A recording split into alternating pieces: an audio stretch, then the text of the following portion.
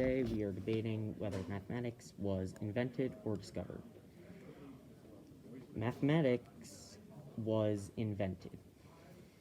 When you look at the mathematical process, let's take a look back to a foundational mathematical thinker, Euclid of Alexandria.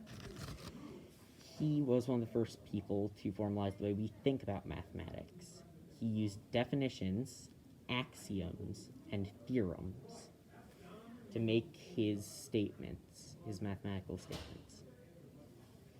A definition is something that explains the meaning of a term. For example, you can define a square. Definitions, however, have to use these things called axioms to work. Axioms are things that are generally accepted and require no further explanation. So Aristotle insisted that definition has to describe the concept being defined in terms of other concepts that we already know. So basically, you can't talk about something that you don't know yet. For example, let's say you didn't know what a square was, by talking about other things you don't know about. You have to use things you know about to describe what you don't know about. Effectively, axioms are generally accepted pieces of knowledge, and we use them in definitions to describe things. So, a theorem uses a bunch of definitions and a bunch of axioms to make a statement.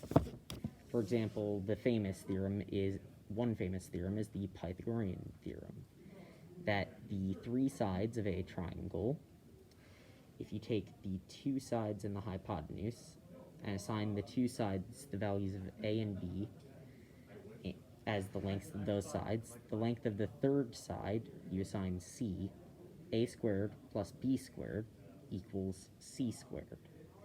Now, these theorems are statements that are proven in mathematics. Mathematicians make models, they give arguments, and effectively, a proof is just that, an argument. It's a rhetorical device to convince another mathematician that your theorem is true. If a proof is good enough, and enough mathematicians agree with it, that is when you get an official theorem that is accepted by the greater mathematical community, such as the Pythagorean theorem. Because this process relies on convincing others through language, that makes it a social construct. And because all of mathematics really revolves around making theorems and proving them, I'd say that mathematics is itself a social construct, and thus a human invention.